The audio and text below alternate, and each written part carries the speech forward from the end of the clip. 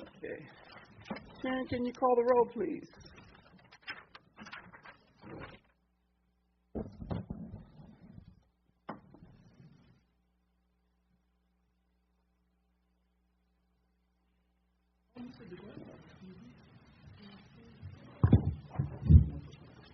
Mr. Riemstead is excused. Mr. Kennard?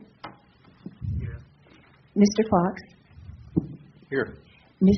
Atkin-Brown is expected. Ms. Ryan is expected. Ms. Taylor is expected. Ms. McConnell is excused. Mr. Doran? Here. Mrs. Dominique? Here. And Dr. Gaborg? Here. Thank you.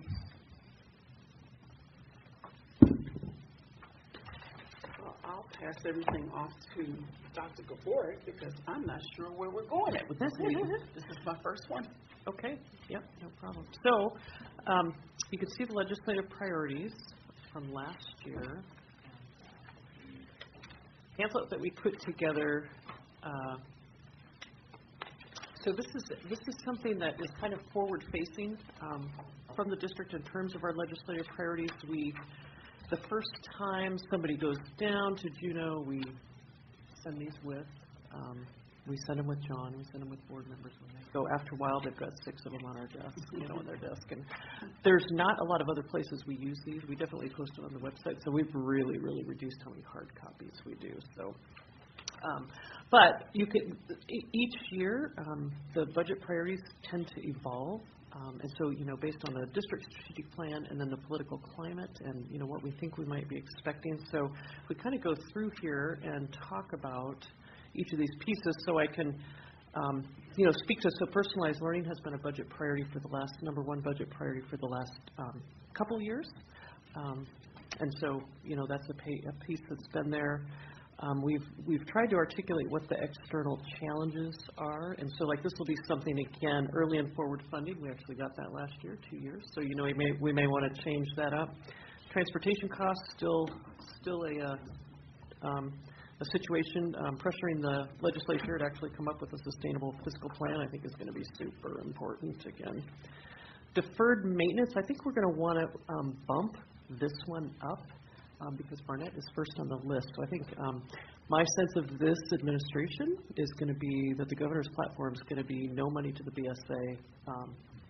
If we get anything, it'll be off formula and capital projects. That's their version of sort of sparking the economy. So we could actually benefit from capital money and possibly, be able to figure out how to get Barnett done. So cost shifting, I think we need to bump this one up too. I anticipate this administration is going to take a run at PERS TERS again, shift costs to the borough, which they're going to immediately realize that they do not have the capacity to absorb $12 million. So they're either going to shift that to us by reduction of the local contribution or just pass it directly to us, and then we're going to have to absorb it. And the only way we have to do that is a reach into fund balance that's completely unsustainable. So I think we really need to bump up the PERS TERS cost shifting. Investing in Alaska's future. Again, this is straight out of the strategic plan, so that's kind of where that's been. Health plan restructure, we got that done. You can see, we were hemorrhaging upward of $3.2 million on our high years. Dollars per year. We have right-sized that ship and now have savings as a result of it. Fund balance. We had a focus on building our fund balance. Responsible resource management. Oh, that was the equipment replacement fund. We spent a lot of time explaining that to people. And then system efficiencies. We didn't have a ton of stuff. That's something that we kind of look to Dave and see if there's anything in particular that we can highlight there. The year before, we had quite a number of system efficiencies. I want to say it was in the area of utilities, or there was something really specific that we said, hey, we've done this. So anyway, personalized learning, again, without a current strategic plan, we've accomplished all of these things. So the inset here might need to change. I don't know what that would be. So something to think about there, or maybe we just reduce the size of this whole thing. Effective communication last year. So every single institution has to come into compliance with the Americans with Disabilities Act, and that was a huge focus of resources and time for us. I don't know that Rebecca can speak to this because she's the one who's had to do. Yeah. I don't know that needs to be a focus this time, but it was something. The pressure was kind of taken off when they dismissed The lawsuit, right, Yeah. right. So, parenting community. Sorry, when they dismissed it. The Office of Civil Rights filed complaints against districts all over the state for being out of compliance on their websites. So we all ramped it up and invested significant resources to get into compliance, and then on behalf of many districts, legally challenged their complaint, and then they finally dismissed it. So yeah. Let's see, parent and community engagement. So Bright Futures, that's just been that's been kind of our standard parent and community engagement partnership piece that we've highlighted. Technology support and organizational support. So again, if there's pieces of these that we want to keep, we could rework them, update them, rewrite them, and then in the back, the past few years has basically been our just the facts about us. So that's those are things we can update. So in terms of timeline, we kind of need to, I think, decide tonight what we want the big areas of focus to be, and then it'll take a while to get some of those things written. What we'll try to do is get them written, and if we can, get them put into this template by the time we meet again. And then we can, so that's kind of why we have 3 meetings scheduled, because it'll take a little while to get it written, and then it'll take a while to get into the template, and then it'll take a while for everybody to like the final product. So I think it's just a matter of deciding what we want the priorities to be. I can tell you the superintendents are really trying to key into Dunleavy's priorities and at least start out on the same track as him. And he's mostly just picked things from the commissioner or the governor's narrative pre-election. And so he's been talking about all students reading by 3rd grade, which is part of the Alaska Education Challenge. I think that's going to continue to be a statewide focus. So if we were to put that in our brochure, we'd want to really, I think, hammer early childhood education and say that's a priority for Fairbanks. Career technical education, again, I think that's something he's going to be very supportive of and want to be interested in. So again, we could leverage that to our advantage and really pop up CTE.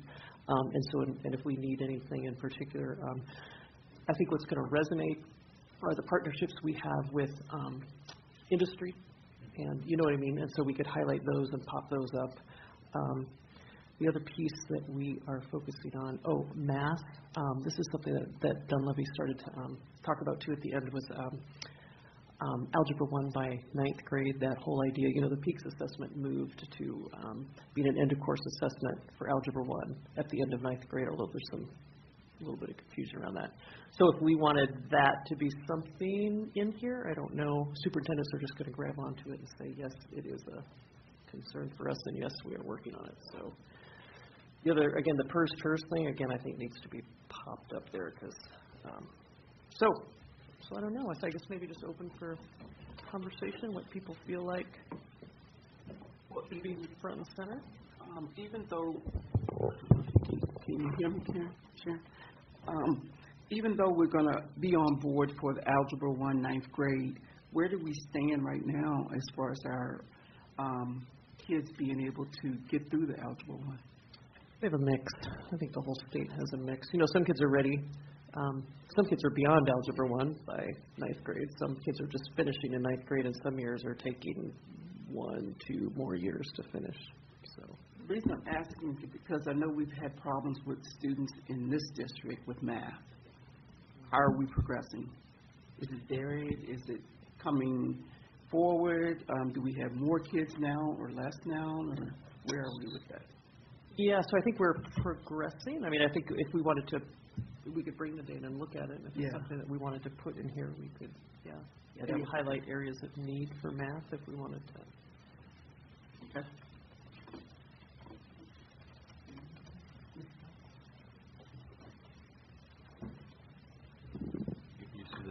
I know, you got to talk into it, otherwise she doesn't hear you, doesn't Ben?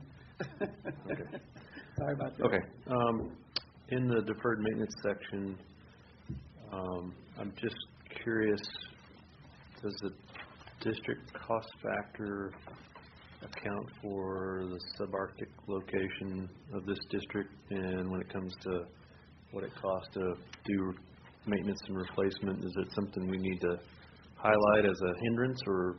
Yeah, you know, we really hammered it hard 2 years ago, 3 years ago. We took it out of the sort of headlights. I'm sorry, on the external challenges, page 2. Oh, external change. Yeah, that's it. It's in deferred maintenance, but... In deferred maintenance. Yeah, we kind of buried it in there. The sentiment was that we really did not want them to dig into the formula. So we didn't want to, and that was kind of statewide, so I don't know. Do we talk about the higher cost of We building do. maintenance? Our original, so again, we could go back a couple years and kind of pull some of the language that we used previously, because originally we were really arguing about where we fell with the cost size factor, and we felt like it needed to be right-sized.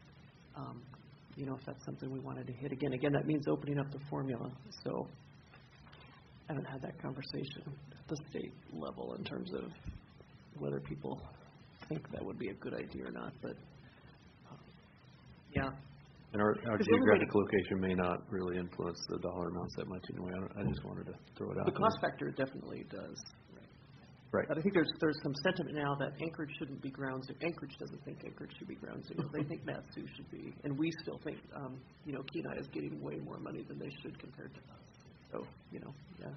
And those are just road system arguments, and then the rural areas, you know.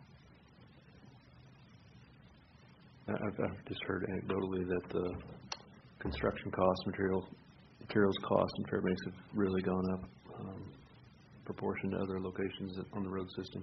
Maybe we could take that angle. I must be missing something. Where are you?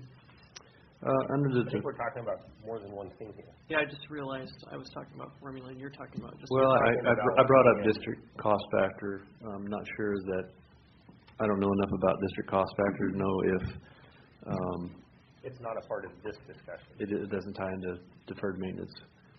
Okay. I mean, what Karen, I think, is talking about is the cost factor is, you know, like we're at 1 point whatever, but that doesn't have any effect on this. On facilities maintenance or, no. Okay, all right. So setting that aside, I shouldn't have said district cost factor. My point was, it seems like the cost of building new facilities and maintaining existing facilities, repairing existing facilities, would cost more in Fairbanks than it would elsewhere on the road system. So do we want to highlight that to the legislature? If these numbers look scary to a legislator from Kenai, like why so much for a roof replacement? I think in the state's formula to figure out the cost of projects, I mean, we generally come out fairly close. Right now, because Barnett was put together quite a few years ago, the escalation, there's a difference in the escalation that the state allows and the escalation that the borough has put forth. There is a difference in that, but I'm not sure what you're asking for would be relevant to the situation, because it has been pretty close in the past. I mean, there's a formula in the application that already addresses that, and I don't have it in front of me right now, but I mean, it works itself out. Okay. Yeah, I was just thinking of a legislator's perspective from outside Fairbanks. May wonder why does it cost so much? Why are we asking for so much? And so just to, if they don't understand that it costs more in Fairbanks, that was the only thing I was just asking the question, do we highlight that or not? Well, and I think it's parallel to what Karen was talking about. They have set up, within the state, using Anchorage as zero, sort of that idea. Because of that discrepancy, though, I don't think there would be a problem adding it so that all the new legislators would know right off the top if they were to look at some paper that they have. Because they do pass around a deferred maintenance paper in order for us to get to the top, everybody has to put it into this pot that you're doing all your bids off of, right? When they go to the Well, building. during the application process, you go through a process of determining the cost. In this particular case, the design was done with a grant that we got from the legislature before. Right. And so, we brought forth a cost estimate from the engineers. In the application process, there's also a way to go through the costing, and they've got multiple things, built into the system to escalate it up to a reasonable cost that you could expect a contractor to do the work for. But to get that across to the legislators as he's speaking, it wouldn't be worthwhile to put the extra cost that it costs here in Fairbanks to get these things done? But they have to vote on it, right? It's up to them to say yay or nay if we're going to get the money to get these projects done. Well, there's several different, we're talking about multiple things. So Right.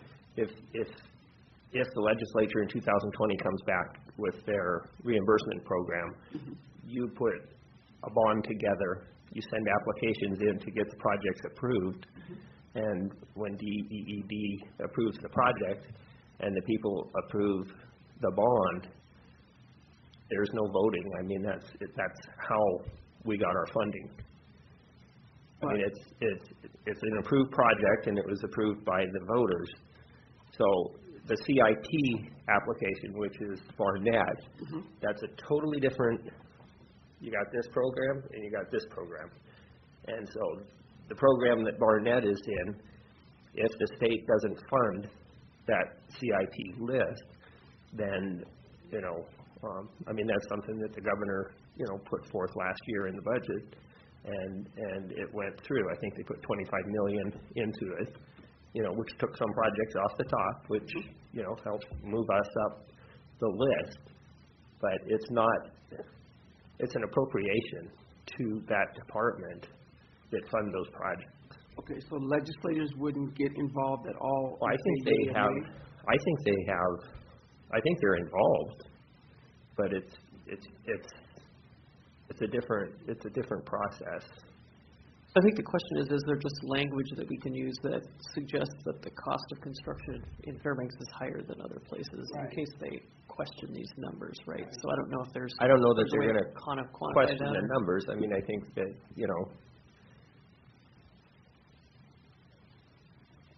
I don't know that that's been an issue. The issue's been that they haven't funded the program, and when they did fund the program, they, didn't have enough money to fund our project. So there were times that they funded the program down to our project, and there were times that they funded down around our project. But it didn't have to do with the cost of construction in Fairbanks. So I think we would, it's not a bad idea probably, but I think it would confuse the situation. I just think one sentence to state, please, something about the funding for Fairbanks is much higher than other areas. I don't think it would The hurt. cost, I you think mean? it would help. The cost would. I think it would help more so than hurt anything. Okay. It would be just one sentence, possibly, if it's one sentence. Just make an awareness.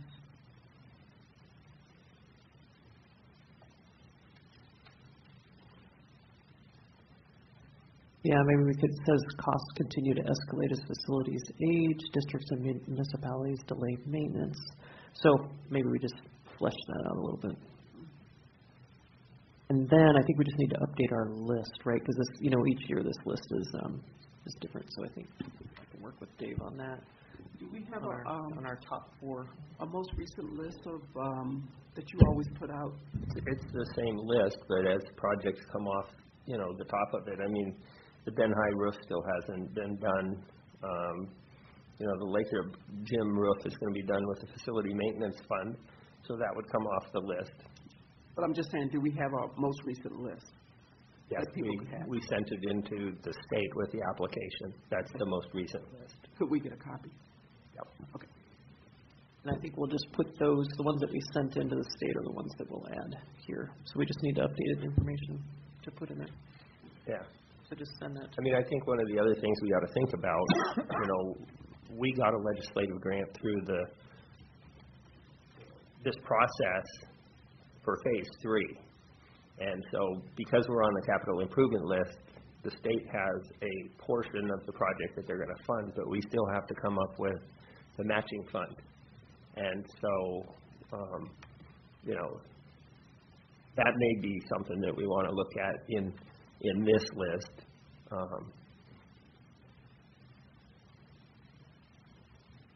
Talk about the required match.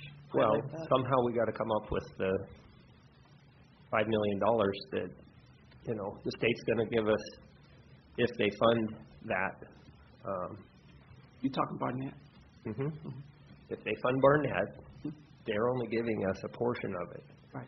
The school district is responsible for coming up with the rest of it. Whether it's a legislative grant, whether it's, where that money comes from, that's to be determined.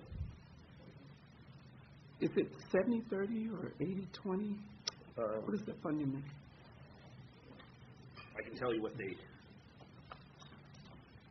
wrote on the list. 70-30 on one and 60-40 on the other. Right. I know Yeah, there's depending some upon where it- combinations. I don't know that it's.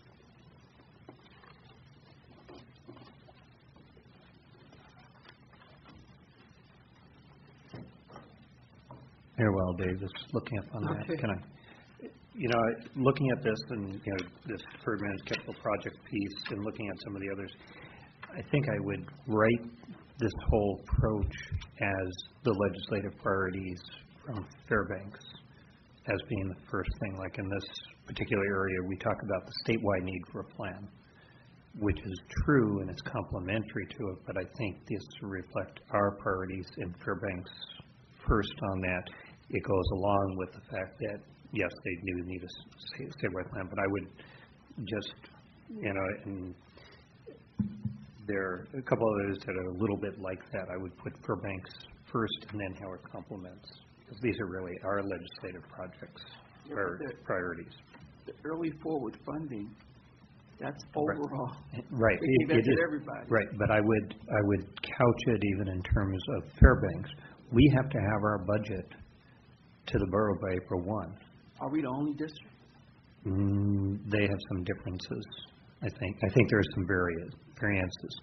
But if we talk about, since this is primarily geared towards our legislatures, although it flows out to others, we'd want them to know. But that early funding for us, we really have to have our budget done by April 1. And I don't think we don't talk about that. We don't put it out there, Did last year. Yeah, and we so- definitely did last year. Well, it's not in here. So I'm just saying that as we write this, I think you're right. We've tried to push that, but that's why I'm just saying I would write this from a perspective of Fairbanks's legislative priorities and how it directly impacts us, so they get the story of what we're talking about, is what I would suggest as a... So it worked out to be 65% is what they've got written down here. So we've got to come up with the 35%. So, the state's share was $7,365,723. The participating share is $3,966,158. And the borough has it, listed as the low 14 millions. So, there's some work that has to be done around that whole process.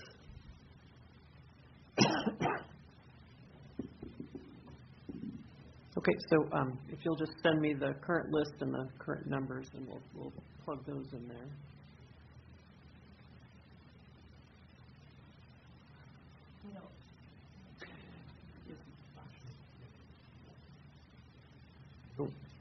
I'm going to ask questions. Please do.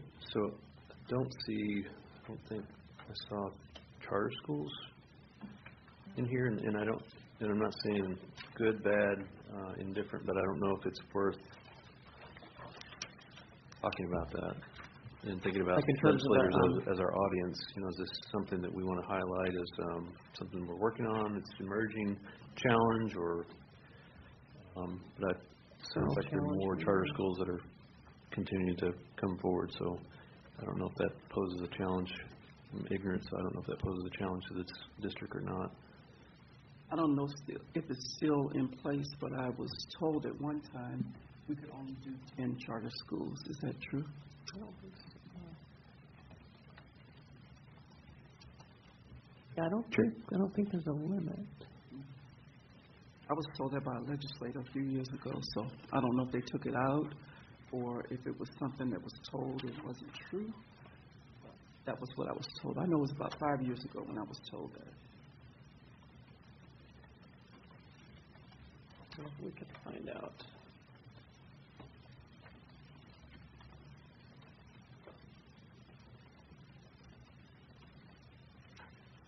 So we could add charter schools as like just an external pressure sort of situation. Again, it's a bit self-imposed because we approved them. So, I mean, But we have to. Because if we don't approve them, it goes to the state and then they'll approve them. So, kind of kicking ourselves in the butt if we don't approve them. I mean, we can always send it forward, see if the state would approve it, but majority of the times, if we don't approve it, it goes forward.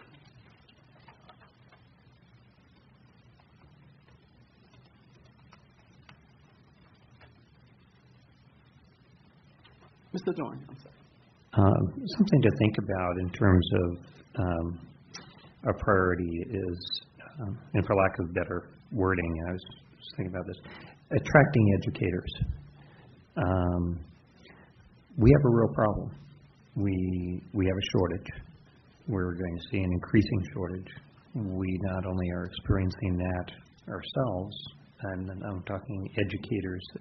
What's interesting is in terms of not just certified staff, but support staff. And then there's also the, Mike, we might have just lost it. Mike, did it go out again? Yep. I'm not hearing anything here. test. It's not recording anymore. Hold it. Okay. Okay. Sounds good to me. All right, we'll give it another try. Okay. Okay. So I think that when we should consider putting in something on a priority for attracting staff, because we have a problem with it. It's going to grow. The state has a problem with it. It's going to grow, and of course, it's a national issue. I don't want to use the word compensation because that's a trigger word, but we have to figure out, and there has to be, I think it's a priority from the legislature to promote Alaska as an attractive place. If the governor's plan to get great growth, business growth, and development in the state, that's going to mean more competition for people. And if educators can't be competitive, that's going to be a problem. And we already know we're slipping in competitiveness nationally. So anyway, I think that it's a worthwhile way of personalizing the making the situation real, and if we can come up with a piece of that, I would say it as a legislative priority. But when we speak about making things attractive, especially when you're talking about teachers and staff, people have to be able to live in the area, and that's dollars. Mm-hmm. So how are we going to sell that to the legislature for funding? Well, I think it's, I see it as one of those realities that they've got to face. Now, they don't want to give any, there's a certain portion of people who would rather give no money or less money to education. But I think we have to make our case as to why it's important. And every time we see an effective cut, it impacts our business. We're in a people business, and we can't do it. And the problem is that, for instance, if we even just look locally, we anticipate, our enrollments are going down now, we anticipate them to increase. But if we keep losing staff, that means we're not going to have staff to meet those increases. And if they're bringing business into the state, we need the people to be available to fill the position. So I think we need that education piece that's out there as a conversation. And maybe then becomes a prompt to say, why we need more money, why we need to know early, why we need, and especially we need increased money. We're losing ground. So, anyway, that's the thought. So I could add that as one of the external pressures is our downward enrollment. Yes, and there are downward availability of employees. I mean, I can just get numbers on school startup and vacancies. Yeah, you used to tell me vacancies. How many are the state? We know how many are statewide, but here we saw that. And, It's not huge, but it's something. Yeah, but it's not what we've seen before, right? Yeah, slowly creeping in. Yeah. And support staff. Bill rate for substitutes even. Yeah. Yeah, and that's another.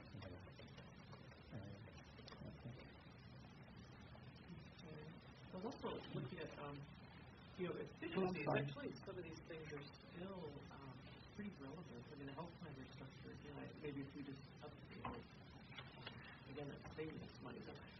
So what made me think of that is I think there's going to be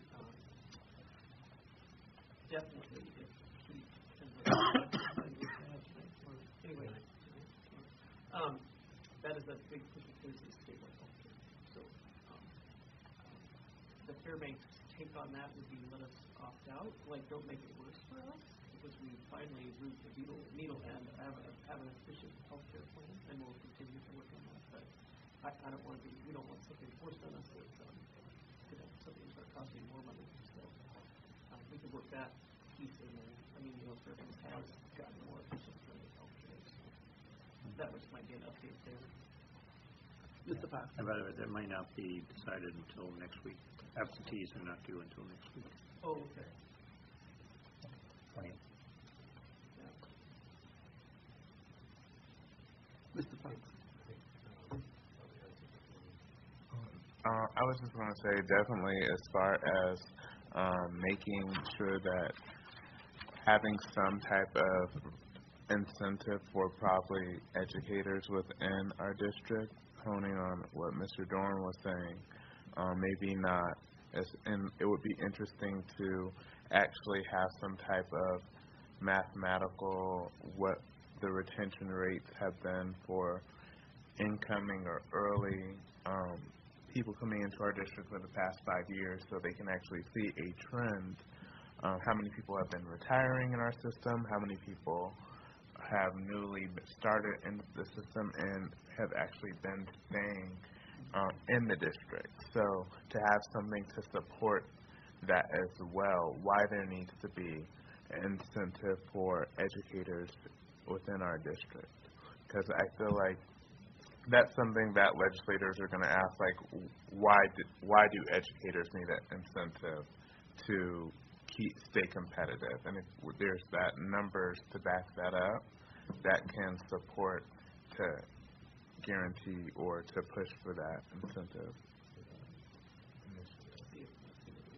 Do we still have the incentive that we used to have? Where we paid for them to come and then we gave them something on top of it.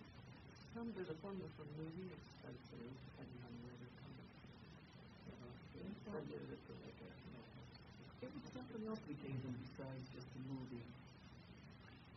At one point, I think we had some for specialized positions, but that's been quite a while. I could ask Claire for something. S&P, school psychs or something that we In those school psychs we were don't. trying to do something. Not psychs, but pathologists. Yeah. Yeah. I mean, we contract with that up now. So much of that out. Because I had to. Actually, that would be interesting data in and of itself, because this is that, you know, I mean, sort of getting what you're at, big picture, but it's really, yeah, I'll see if they have anything. If not, we can just say it. Right, If you have any numbers to back it up. or even just to see if you stayed in Alaska for X amount of years, what some states do, like kind of similar to the loan forgiveness with what the federal government, if you stay in Alaska for X amount of years, we will provide some type of assistance. And that can easily attract an educator, or if they're looking at trying to get financially stable, and hey, I can come here for this amount of time, and at that point in time, if you've been here 10 years, you might just stay. So Just might. Just the state is incentivized for right, retention. state incentivized retention. Yes, Mr. Fox. Going back to Mr. Dorn's point about recruitment and retention, and living in Fairbanks, I came across a fact recently. There's a term called cost-burdened household. So in 2017, so cost burden is what percentage of your salary. So 30% of your salary is spent on rent or mortgage, heat, electricity. And in 2017, in the borough, we had the highest cost burden rate in Alaska, 36%. Percentage of households, 36% in Alaska. Can you send that to me? Yep. Okay. Yeah, that's from Alaska Housing Finance Corporation. Okay. So something to add. Yeah. Yep. You would think it would not be in Fairbanks, it would be in the bush, but I think the rent and mortgage plays into that. You know, I'll say. Okay. That'd be great. Yeah, we'll just get that. Mr. Dorn. A thought that I had in terms of, maybe when we get to the centerpiece, I don't know if I'm jumping ahead too far, but the idea of really putting in good stories. I've been trying to think in terms of how do we get the message out to the broader community of what we're doing and what great things are happening in the classroom, and those personalized stories. I know all of the things whenever we go down to Juneau or to Washington to lobby and stuff, you know, they want to hear the frontline stories. They want to hear what's happening in the classroom and within the school and stuff. And you personalize the stories, humanize them, so that. And I'm thinking that, in a certain sense, okay, if I just thought personalized learning is a big umbrella. It's a philosophy of approaching things, but really telling the story of it, telling the story of what happens in the classroom. And that doesn't have to be well, everything's personalized, but I'm thinking, you know, we have different varieties of stories of things that are happening in the classroom, with connections to teachers and kids. And if we could put some big nets in, it might be a way of giving life to what the district does. You could focus like at each grade level, like in elementary and middle and high school, and then just bump up, you know, CTE, keep CTE. Yeah, I'll have to, I could probably tap into Cherise and see if she has some pictures that you can use, and then tie them to teachers and see if we can teachers like. Unlike the previous plan, or the previous document for the meeting, had some personal stories about maybe Probably, yeah. Kind of Yeah, along those lines. And, you know, I think in terms of the principle, if you're going in talking to a legislator, you know, what are you going to tell them? I tell my That story. Yeah. You know, and that's what we promote, to do that, and that's why I would look for stories from principals, teachers, and not always the flashiest big name person who was a VP teacher of the year or whatever. You know, it might be, but These are the regular things that happen in lunch. You walk through the halls, and this is boom. Catches your attention. That type of thing, you know. Well, we know the story about CTE that was done lately. He was a real big proponent of Matsu's CTE, homeschooling, all that. Mm-hmm. So, Yeah, I think we could, we got, here we can, I think we just update. mm-hmm. Okay. I almost going to suggest throw it out and start. What are the stories today? No, but it's the same structure. It's a student to apprenticeship program. I mean, if you want to talk about like what we're leveraging in the community, so. So we could talk about the new ones that we integrated. I know The school apprenticeship, those pipeline trainings. yeah, the one at Lathrop, the engineering one, Donkey. He was just telling me they added more to it. They're going to have more classes in that this year. Yeah, we could hit like STEM. Yeah. I'll see, he's always got 1,000. He sure does. I'll see what he thinks, and he's also very tuned in to sort of the statewide politics around this, so I can ask him what he thinks might be right. Mm-hmm. And then see if we can write something.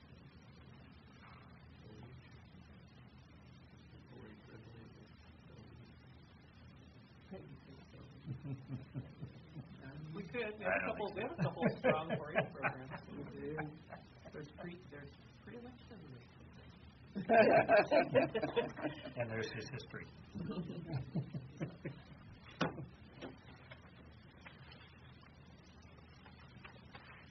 Any other ideas?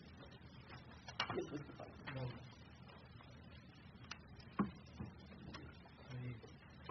I assume that whatever stays in here will get tuned up with new language. Just expect that the fund balance is everybody's story is maybe on Whistler's monitor or they will think of fund balance whenever they see us hear from us. So some messaging and strategic drawdown and fund balance, whatever the language, appropriate language would be. I think that's I'm sure you're already thinking about, but I wanted to say it. Yeah, I mean, it's up to us, so when you ask, so they, get wind of what's in the news, and they ask sort of what the situation is, and we explain the situation, and then, last year the angle was, what we've done is what we want to do, right? Like, please, come up with a plan, a long-term plan. So, I don't know, that was kind of the angle last year. Whatever we want to do with it, so. Kind of involved in the situation, so there's not much we can say right now. It's different from what we have here. I would almost say that section should be dropped. I think it's a hot button deal, and our circumstances have greatly changed, especially by the end of this year. There won't be a significant fund balance by the end of the year.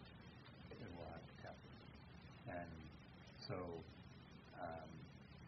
I think it does be prepared to answer the question, which I had to worry about doing the question another way. I would not draw attention to it within this, unless we have a very specific, significant plan, which we might have in the next few weeks. When do you feel this brochure will be coming out? We'd like to have it done by mid-January, like by the start of Christmas. So we have a meeting in December. If we can be done in December, because also we put it on January, so you guys approve. So whatever that gives you, we'll take, so we try to have it done by December.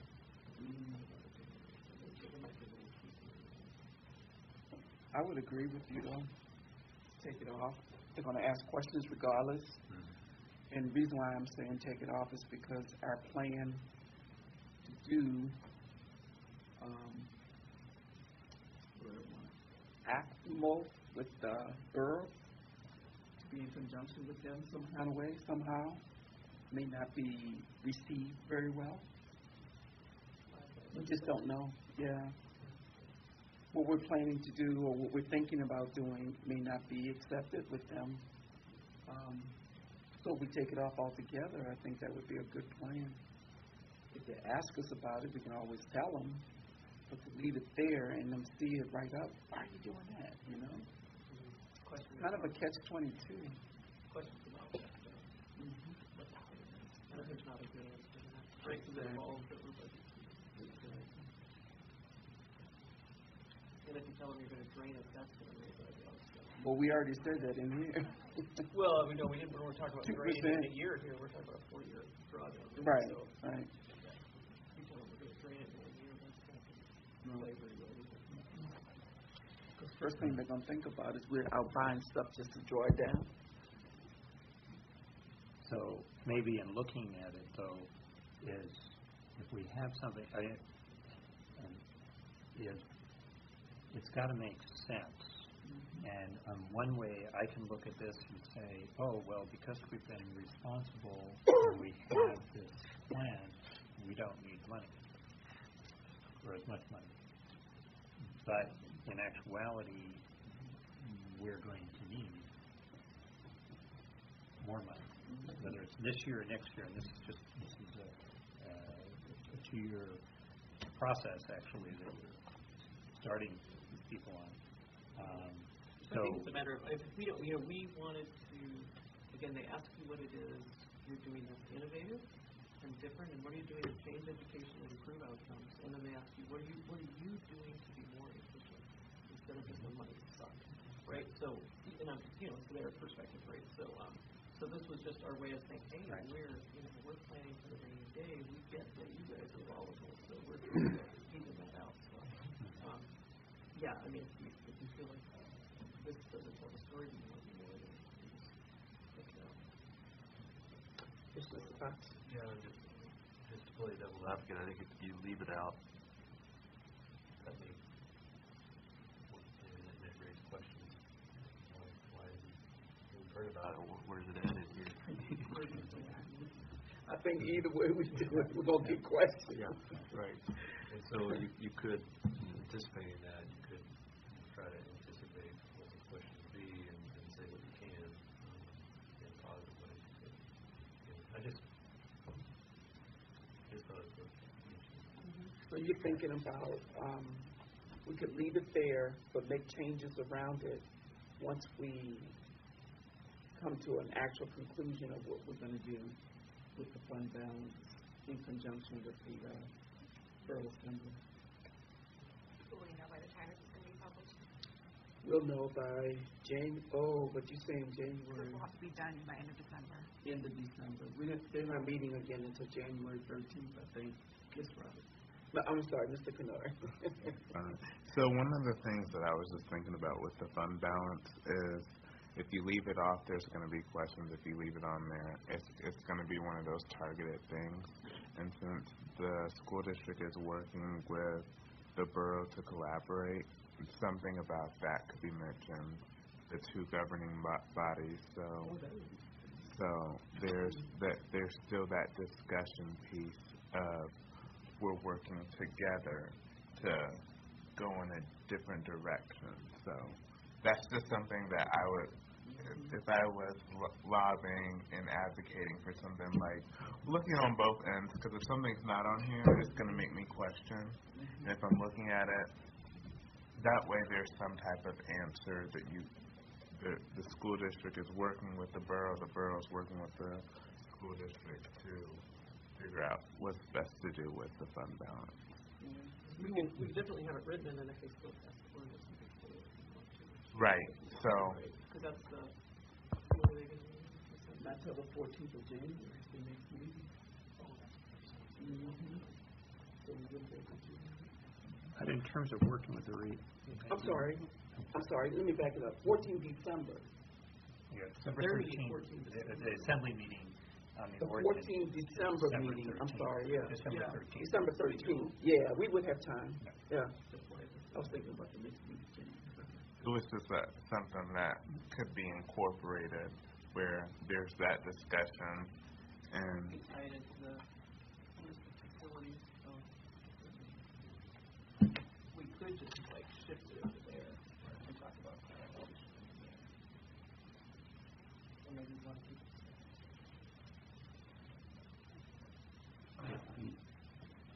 Go ahead, Mr. Dorn. You just sparked something that I was thinking in terms of, that we might develop. I mean, right here, this fund balance jumps out. It's fund balance, that's the thing. But you're bringing up a very important thing about how we're working collaboratively as a community to maximize our resources.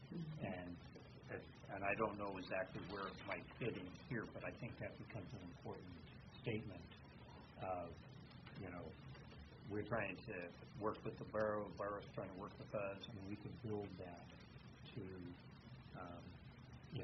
it's an ongoing process, it's development, but it's that community partnership that the legislature would expect us to do. And it also gives you that ample time where you don't have to give an answer right then and there. So, and because it's still that ongoing piece that's going. Paint sort of the basic concept, and then by the time we go down, we'll know a little more. Yeah. Yeah. Yeah. Okay.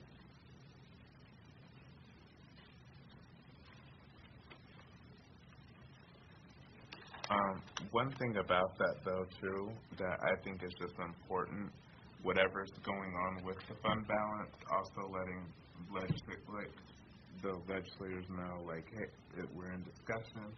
We'll follow up with you with what's going on, keeping them in the loop, because then there's that accountability and being transparency about what's going on with the fund balances. Things progress, too. I think that the legislators really do like knowing, okay, the money, how the money's going, because a lot of people come down to Juneau and they ask for money. They're like, what are you doing with the money? Where did it go? What happened to it? And then next session, we're asking for money again. So just things that I've experienced with advocating for buildings at the university, like, where's this at? What happened last year? Having to give an answer to it. So. Right. We're always going to be asking for money, though. Always, right. In this society, right, we're always right. going to be asking.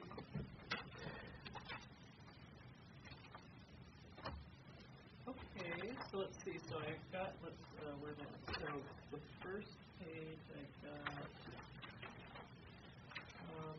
deferred maintenance, talk about construction costs in Fairbanks. So we'll get the updated info from Dave.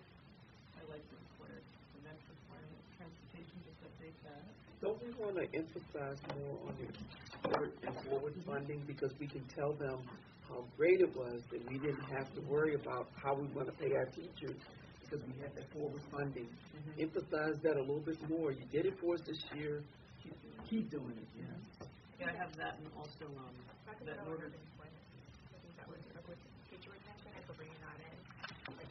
That's a huge part of teacher retention is that they are not getting pink slip this year. That's a huge blow to employee morale. Right, but we want to start it on this first thing here, though, to let them know how great it was. And then you can carry it through to the employment as well. And we really need to know it by mid-March, because we can build this stretch of that. Because we got it for, what, 2 years? We did. Yeah. So we know next year in theory. Yeah. I think what's significant is, in terms of, help me if I'm wrong on this, Darren, is that $30 million for next year, that 2-year plan, it was only a plan. They have to actually put it into legislation. They've made a commitment. Not everyone's returning, but there's a commitment, but it's not, because they can't obligate the future. Yeah, I would say, I think that John Levy would have to make a move, and then it would get considered by the people. So I think,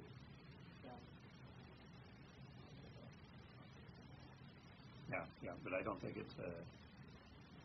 don't have it until it's done. Right. Yeah, and I think it's just a bit of speculation about whether that's the right one. Yeah. Okay, then I have external challenges of other things. potentially talking about fiscal pressures as a result of charter schools, educator recruitment and retention, cost of living impairment, that's a little bit of stuff too, student enrollment trends, efficiencies in that section. Oh, yeah. Sorry, student enrollment trends? Is that, what impact does Eielson expansion have on? I'm hoping for a net zero. Because I think I have that in the F-35. persons think, oh, we're going to be having more students. The rate's growing. I don't think we should emphasize that too much until we at least get some in. Well, I think let's say we're thinking about, we're anticipating, it to level out as a result of the F-35. But some of the language was, we need people to stay, though. We talked about incentivization.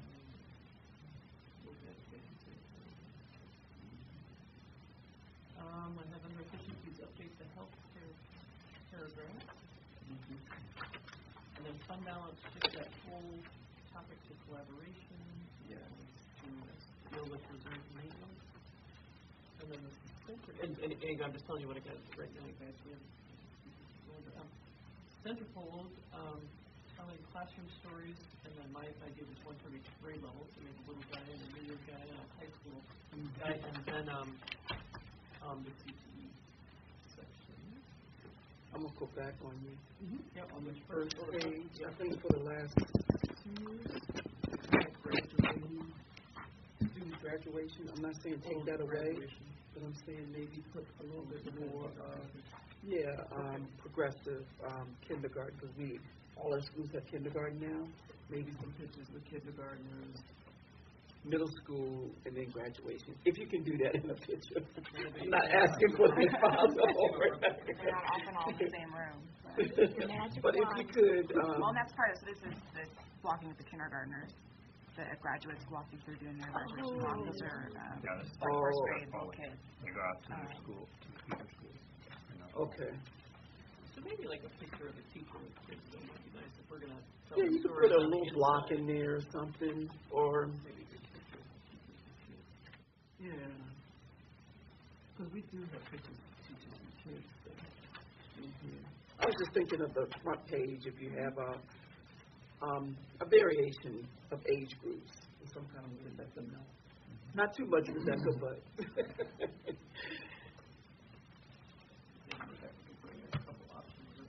yeah, you guys can look at them. yeah, that would be great. Okay, that's as far as I got. Did you mention ECE? ECE, Early Childhood Education. I did not write this.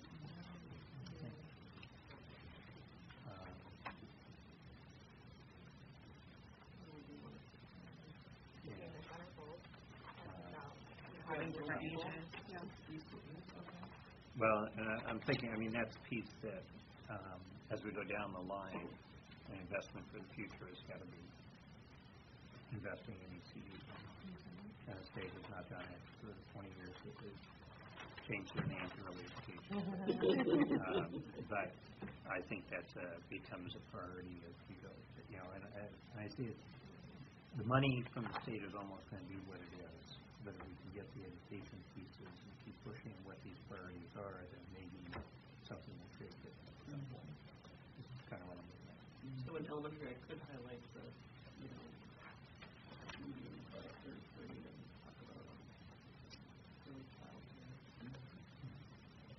Maybe we can get a reading. We do have preschools in a lot of, that are housed in a lot of elementary schools. Yes, a Head Start program. Yeah. Which again, maybe that collaboration piece with the community that we can highlight. Where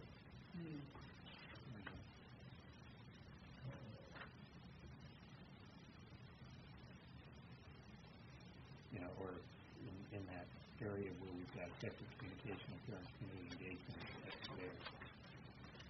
Highlighting a need that's there, and that could be a nice little profile on the CD and working partnership and the importance of it and encouraging that investment in it or something like that. Maybe that is there rather than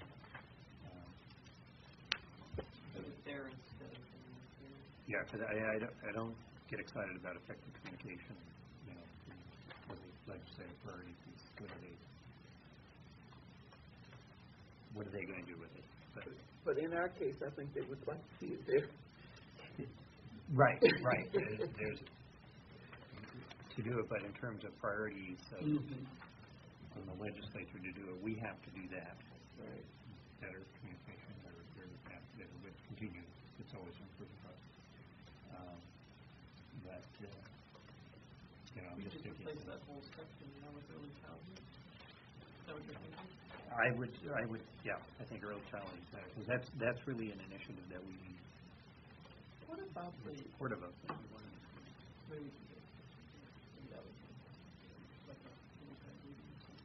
What about the lights on after school programs? We're losing a lot of that, aren't we, to the funding? I know, but if we could get them to interact and understand how much we need those after school programs. Maybe Because right now all schools don't have it. A lot of schools don't have it. So what strikes me is maybe that's what in this page, in a sense, ECE is something we would like to see better support for. We've got some things we're proud of. I mean, we have more preschool programs in our elementary schools than I have ever seen. And then after school programs, the ones we have are federal. We have a couple of fee-based. We do supplement. But one of the reasons to highlight that is down the line, as the social demographics have pushed us to do all-day kindergarten, we can vet there's going to be eventually to universal preschool, but also universal after school. I mean, because there's pressures there, and I've already had a conversation with someone this weekend who's going to be moving to Burbank and was asking the school area they were looking to buy in whether they had an after school program. That may be, so those considerations coming in as opposed to transporting kids to the daycare or whatever. I don't know. I'm just playing around with ideas, but you sparked something. Well, I've had numerous military parents that have come here, and they're coming from districts where they have the after-school programs, and the improvement on your students is just phenomenal. How they've come along when they were below average or whatever, and coming here to Alaska, how great that would be if they could carry that forward. Well, and I can speak even at the high school level, the latest we're able to keep our library open with like 315. We would have students in there until 5 or 6 at night. Testing. Yeah, it's working. To be able to support a staff member, whether a teacher, an educator of sorts that would be able to be in the library with students, help support them in their continued work, but we just don't have the manpower to keep it open. So thinking of that after-school lights on concept, I think this piece is critically important at the secondary level as it is in the elementary level. But look how great it would be for graduation rates. These kids drop out because they don't have any place to go and do the extra work. They could stay there at the library and do their work. Yes, Mr. Kanai. Especially with those kids who may not have computers or internet access. I remember when I was in high school, the library was open till 4 o'clock. So there was no reason, if my parents did ask me what you were after school or getting help, why didn't you get your research paper done? You had internet access. So just those things to take into account too, how that can actually enhance student learning, because you have that as availability. You get out of high school 2:15, libraries open till 4 o'clock, so you can get that research paper done or get the articles needed or whatever it's needed in order to achieve those academic. I know Julie Walker can give you all kinds of research on that, because I know she has it, As you were talking, like the picture in my mind, the visual in my mind on this page is hopes and dreams. and basically thinking about it, going down to Bobby a many times, it's we're talking about what we need now, but we don't get much time to talk about what we would like to see in both these areas, ECE or after-school types of opportunities, that we have some things in place. We're tickling it, but we don't have wherewithal to really provide this, and that would fit into graduation rates, it would fit into preparation, both ends of the spectrum. Yeah. Fun to do. And then what do we think about the back?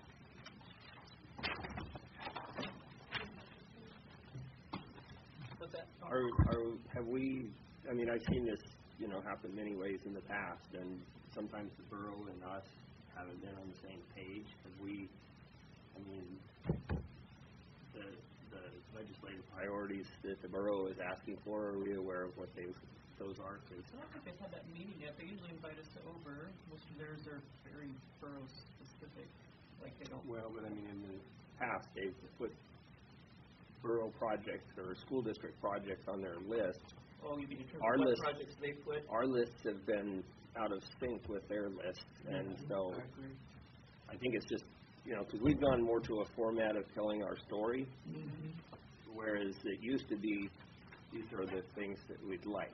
It used to be more very listed. It used to be, because Tammy would come through with something for North Pole, and, somebody else would come through with something else, so this list has changed a lot over the years, from here's our wish list, hope it's Christmas, to here's what we're doing. It's quite a bit different, but there's still that borough element. They're going in, talking to the same people, probably about some of our projects. I would say get together with Dan. Again, I think this is always the push and pull with the borough. I think we need to identify what our top 4 projects are, which I think you did with your CIP application. They pull different projects. Which they did, I think. Yeah, they last did. year or 2 years ago. I can't remember which year it was. It just, we weren't quite in sync. So maybe you could talk to them. Well, Are we having a meeting with, I thought we were getting together with Jim and the new mayor. Friday. That's nice to do. I think you just need to call over there and initiate the thing. Okay. Yeah. Mr. Fox? Yeah, so there has been a list introduced last week. From the borough? The Capital Projects and Legislative Priorities Committee introduced their list. They're not ranked. I'm just looking here real fast.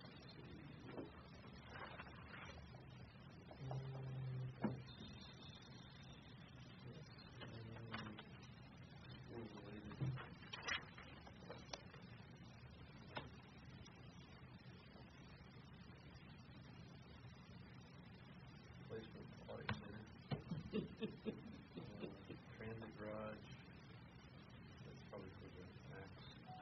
Westcott Swimming Pool, maybe maintenance. School facilities, prioritized. School facilities prioritized. Barnett, Phase 4, Crawford, roof replacement, Anderson roof replacement, Arctic Light, roof replacement, Arctic Light, lighting and energy efficiency upgrades. So they're pulling things off the CIP list. And the last one is district-wide emergency electrical system upgrades. And so those projects are on our list over the, over the course of the year, but there hasn't been any collaboration between them and us. So you might want to call over there and say, hey, here's our top 4. We need to use mics again when we talk, because they're working.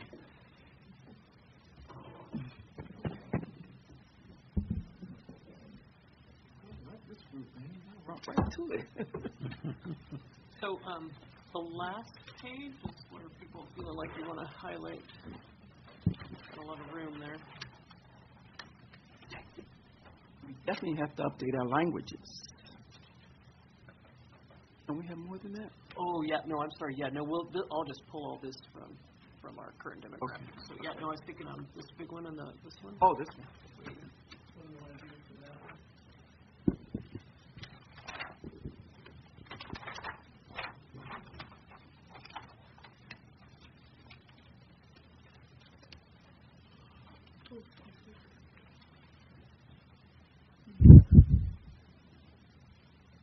There's a part of me that looks in terms of saying what this is. I mean, that's an ongoing, tech resources, but other resources that are important for that support for teachers in the classroom, for what we're trying to do in schools. Well, and again, if you notice, it all came from the strategic plan. So each goal in the strategic plan is, highlighted here. So yeah, that's where that was we felt like we needed to highlight that particular area. So we're headed in a different direction. We can.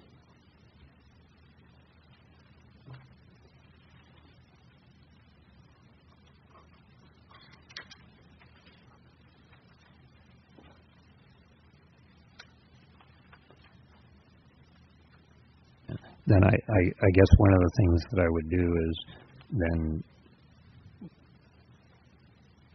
again, update this in terms of what's happening in the classrooms. And I would use pictures that are in the classrooms of showing that integration that's, technology is broad and stuff, and that support that we give there, and just broadening it out a little bit. I would agree with that. And also, in elementary schools, and I want to say junior high, the personalized learning setup is so actual. I mean, when you walk into a classroom, you can see groups of kids here, groups of kids there. I don't know so much about the high school. Are you set up in groups in the same manner? Well, station rotations is just one component of personalized learning. Right. So it depends on the teacher and the classroom and the subject. Those different components, though, if we could get kids, maybe with technology, with one of those different ways that they're expanding out with students. I mean, if there was a picture other than just a specific technical integration picture, classroom, and here I go again, Rebecca, I'm sorry, but I'm one that likes to pull everything into one. If there were different pictures, maybe an elementary picture here of technology, maybe a classroom picture of a setting of high school kids with, different things that we're doing with students in the classroom could go here. You could cut it up in 4 pieces, 4 pictures. Or however she wants to do it. You're a designer. I'm not a designer by no means. Do you have any, I just lost the word. The drones. Do you have any drone pictures?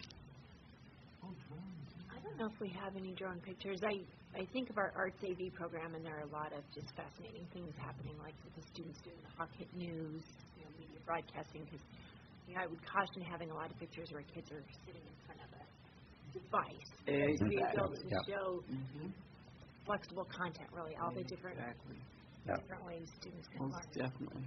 Yeah, I'm thinking of some of the models that some of your students were working on, for instance, when I was over there, and they're, literally putting the bodies together. Anatomy and or and I get the classroom over around the corner, but they were doing, but it doesn't have to be a digital device. Yeah. And in some ways, we want to support that beyond, that's an important piece. I don't want to negate that, but we personalize, we support that integration of styles in the classroom in so many different ways. And I think maybe some representation of that type of integration and support that reinforces each one. Yeah, we'll see what kind of pictures Rebecca can dig up, Rebecca and Sharice, and then I'll write around them. So, yeah. Or put a call out. It's easy enough. They're easy to get these days. I mean, in a sense, especially with the cell phone. No, they've been out taking a ton of pictures. Yeah, we just need to be sure they're, that they'll be the quality we need for these. But yeah.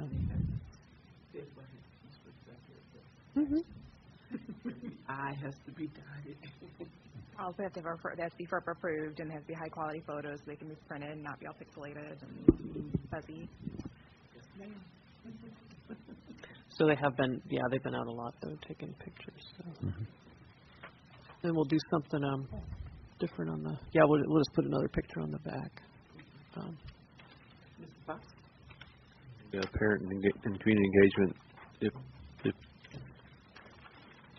if we've not touched on that, I guess No, we haven't.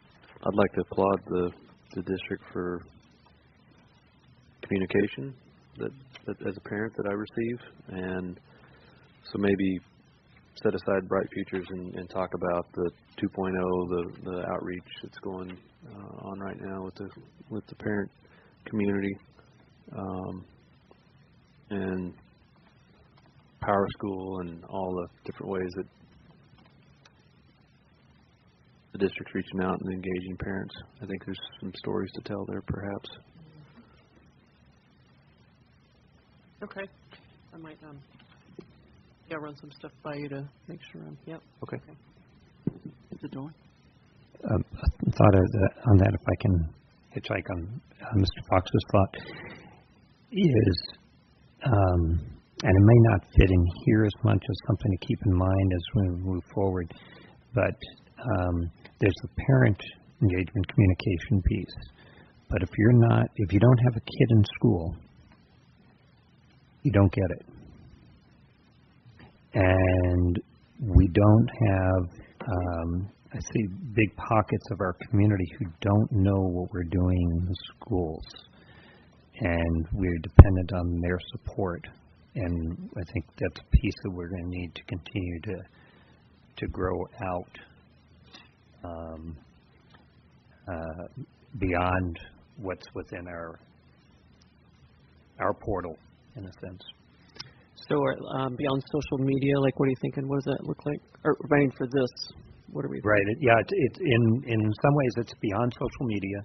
It's beyond our portals that we do. The parents get, but we don't have much of a plan or effort outside of that to keep people informed about things happening in the schools and ways that we might be able to do that. And I don't know how that actually fits in here, but it did cross my mind earlier. And when you brought this up, it's how do we broaden that communication piece, that community engagement. What platforms are we using to push out to the community? Yeah.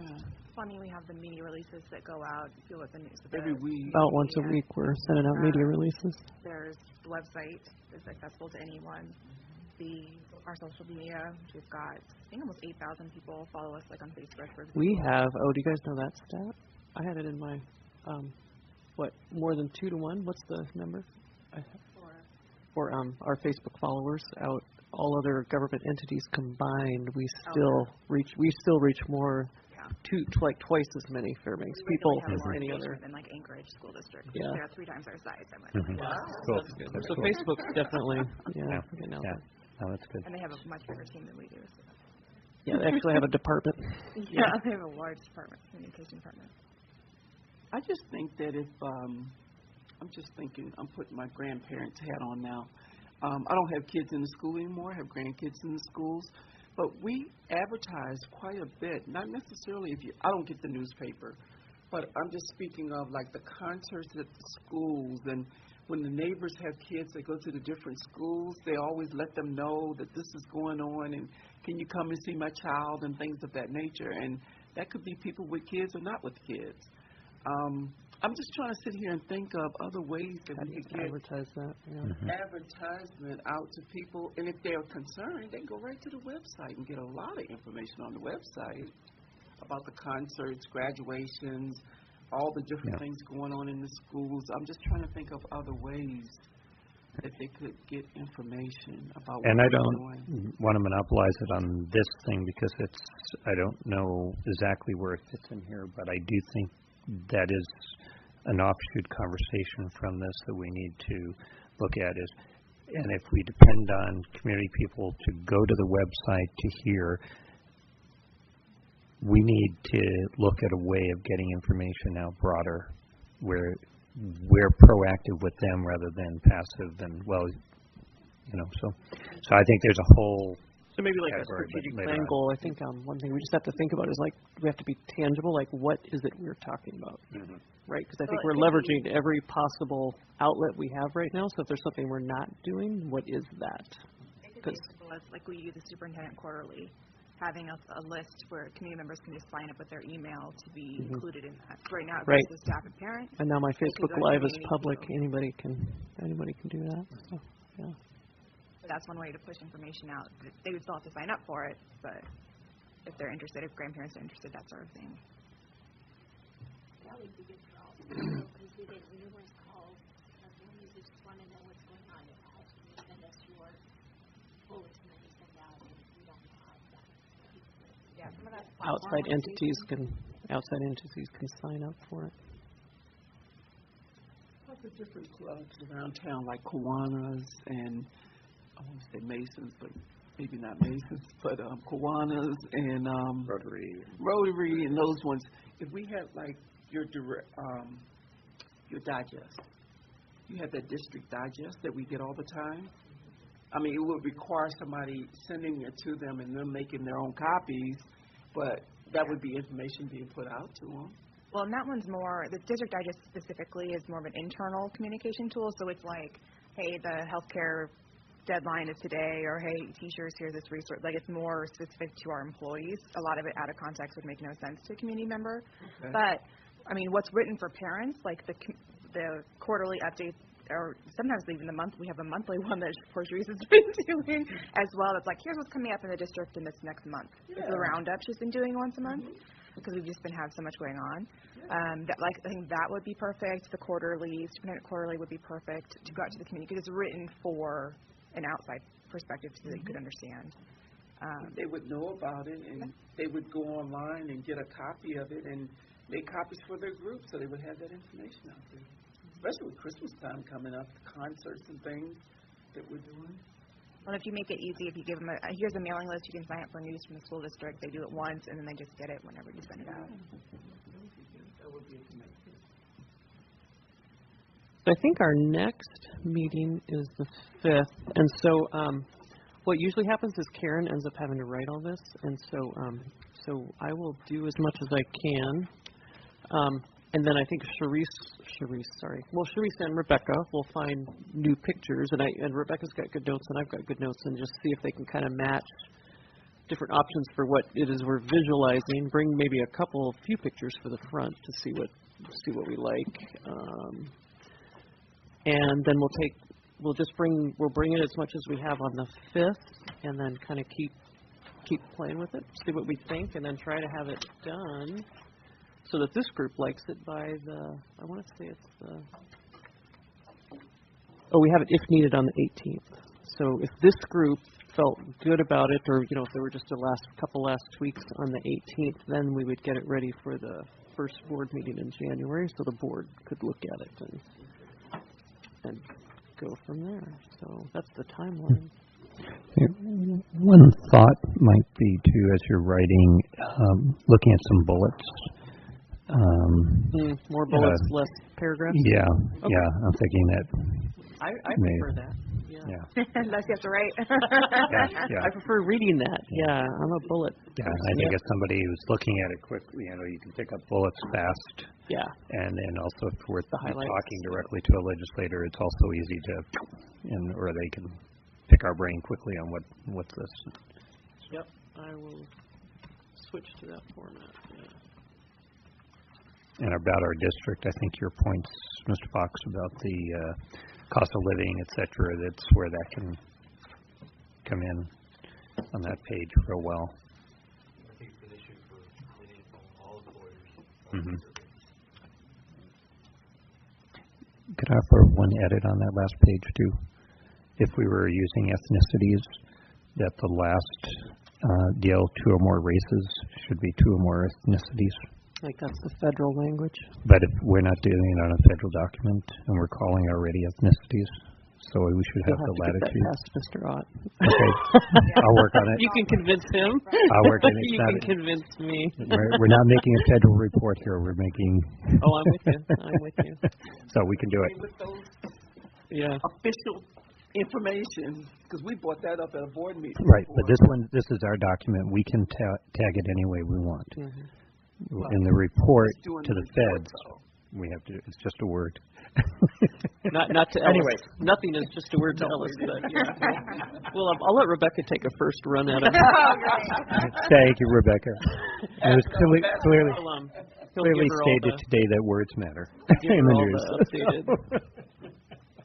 Yeah, most of this stuff will come from him anyway, so a little bit from Andy. I pull So, it mostly from data, so it's yeah, so, okay. That's Yep. it. Anything else prior to us calling for an adjournment? Yes, please do. Okay. Second. Okay. We are adjourned.